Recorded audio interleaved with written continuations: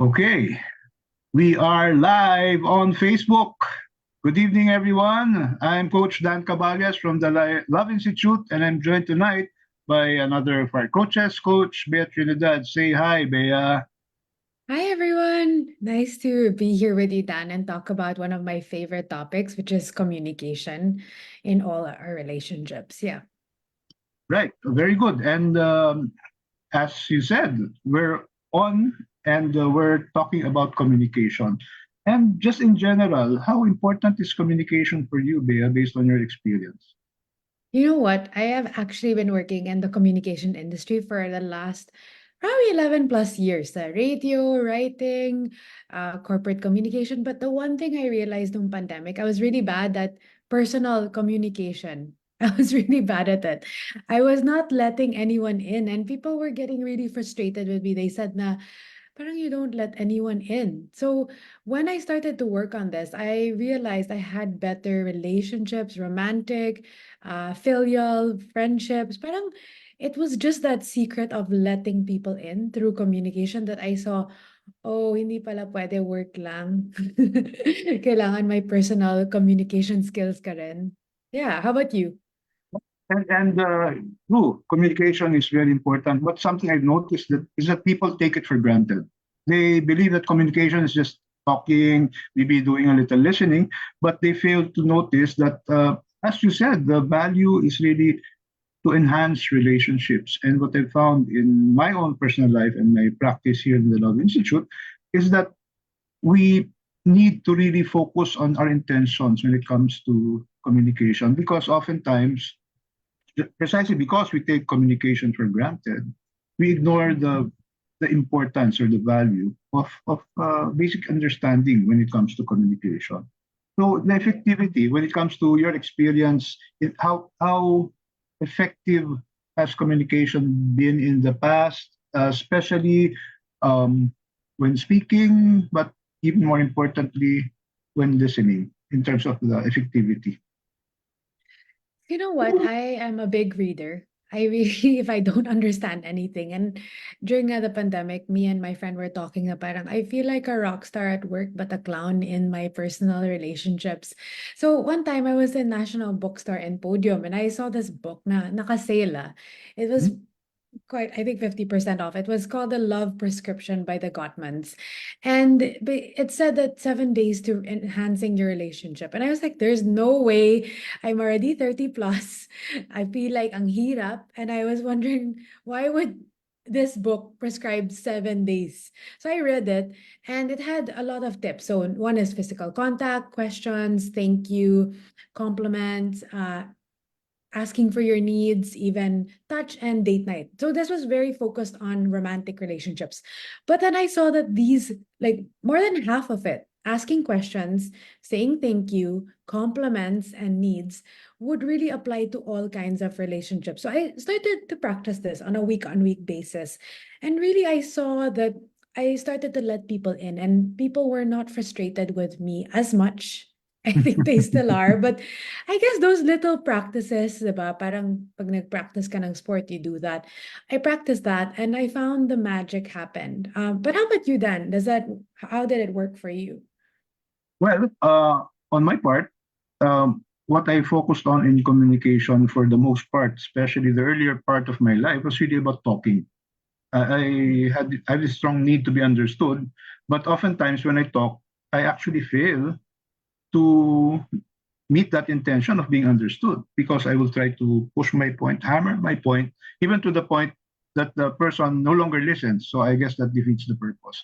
And that's why the effectivity of communication, as you said, one of the things that we do is that we take a lot of things for granted, like the simple thank you, Mm. body language, eye contact. These are things that are so critical and important when it comes to developing relationships, that when you take this for granted, we lose a lot. By the way, for viewers on Facebook, we invite you to comment or ask questions. And if you want a shout out, just indicate on the Facebook Live so that we can call you out and say hello to you while we're on live. Okay. Yeah. Communicate with us. Yes, and that's the whole point. Now, just going to our point regarding communication and the effectivity, what we found is that we need to have that deep intention. First, let's talk about the different types of communication. There are just basically two levels of communication: listening and talking. And it's no accident that I actually said listening first, because what I've personally found is it's actually more important to listen than to talk. Because right now, if you are facing someone, maybe I see Bea on screen, we could stop talking, but sometimes some messages get across. In fact, we prepare ourselves to listen when we are quiet and we are not talking. However, if both of us try to talk at the same time, Bea, very little will come across, and maybe our Facebook viewers will tune out and magluto, no? They say something like that. What do you have to say about that when it comes to listening? You know what, Dan? I have a favorite hobby, which is to observe pag dinner parties or Mhm. big crowds, yung how people talk.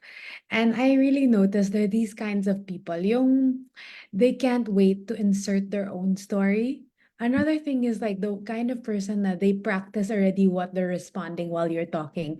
I think that's a wrong way of effective communication. Instead, what is better, I believe, is you listen carefully. So, for example, what you're saying to me, and pick something unique of what something has said to you. That to me is like you're actually listening rather than just thinking, ano bang pwede kong sabihin para mukha akong matalino or magustuhan ako ng tao na to. And I think it's wrong to approach it that way. But I understand people get nervous when they're talking to others, right?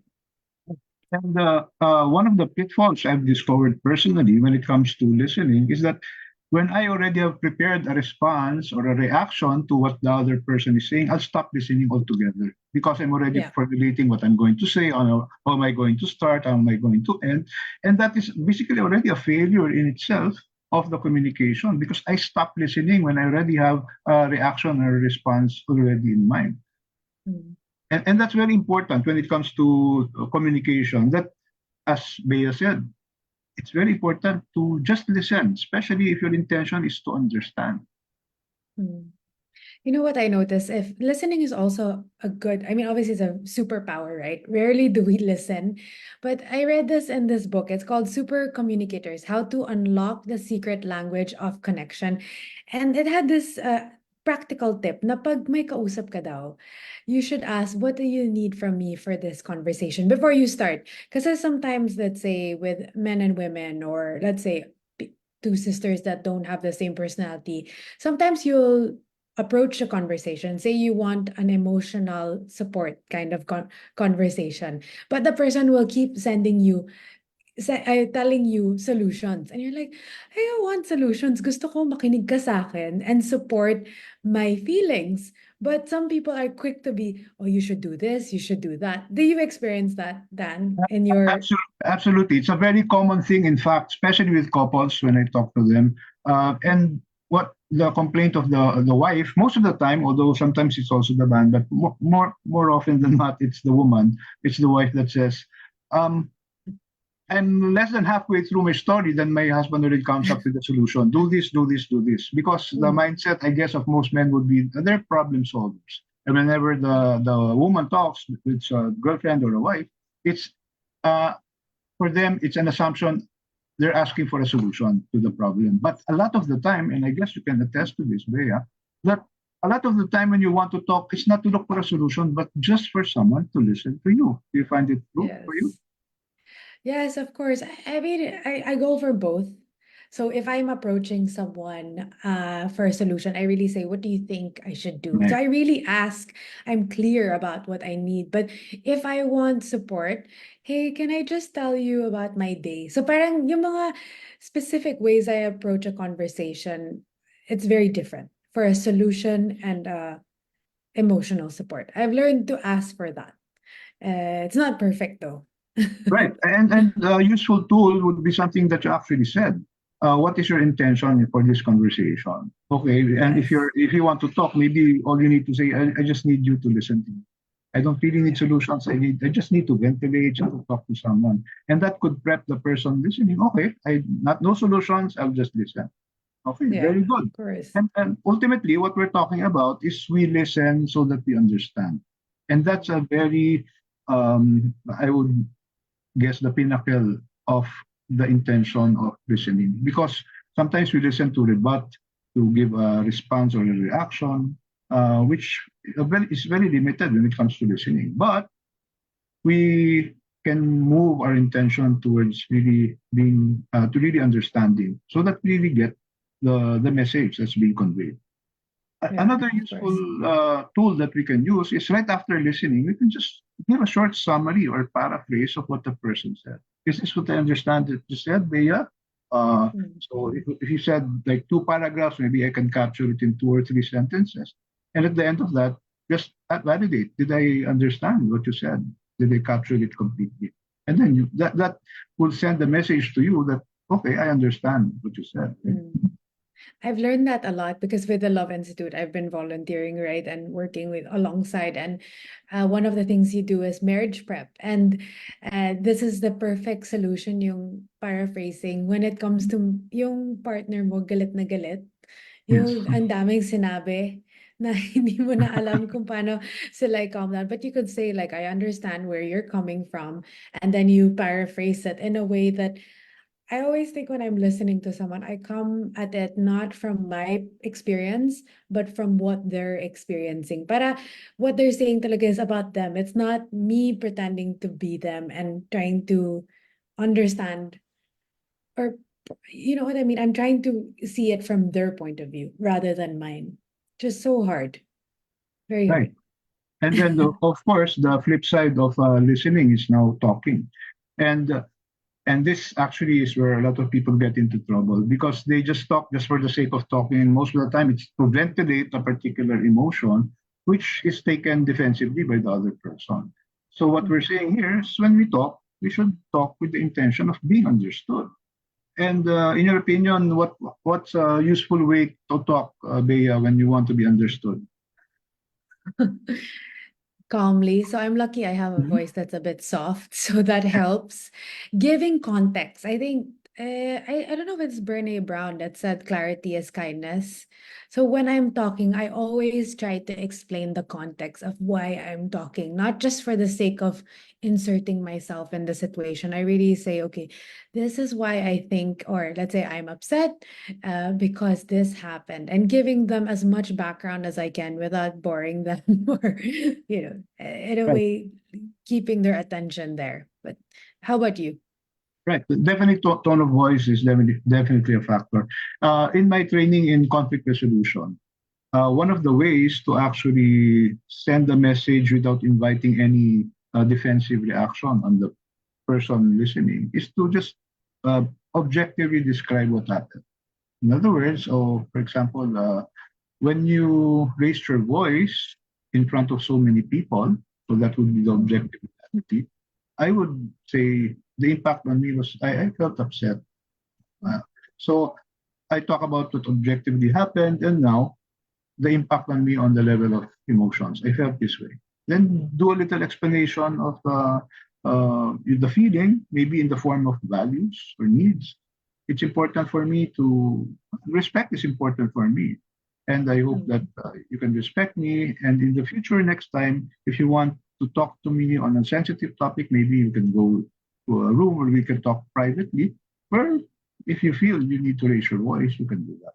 So it's the context is very important, but at the same time, when we avoid pointing to the other person, making new statements, blaming especially, we defeat the Yes. purpose of wanting to be understood when we talk. What do you think about that?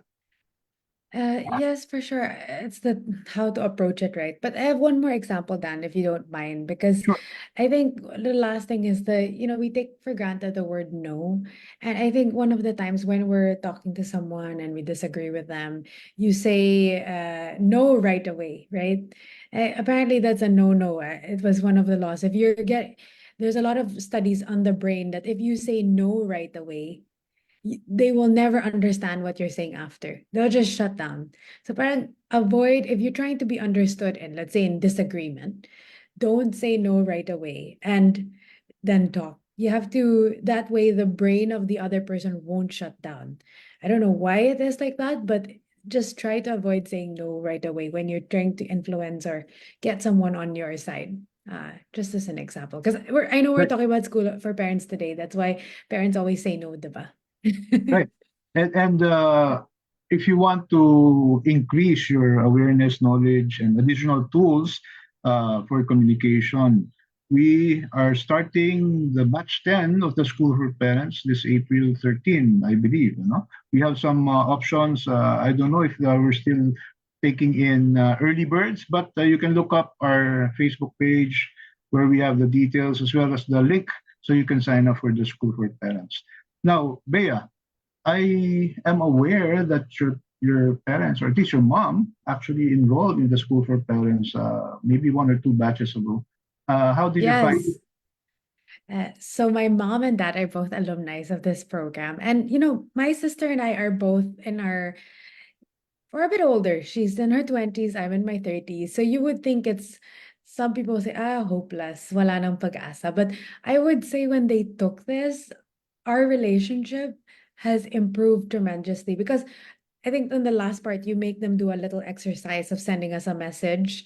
And when my sister and I got this message, I really thought we would drop out of our seat. Like, we don't know what happened, but we would never heard our parents talk like that. And to me, that was magical and really built that one text really built the trust that we have now. And I would say when we deal with conflict or deeper conversations, it's gotten a lot better because I knew that they took that first step. And that was only because School for Parents, I have, I'm not biased at all, but I really saw the difference after. It was like a complete turnaround, and I was so happy they did it. And I didn't force them to do it. They really came up to it on their own accord. Yeah. That's great.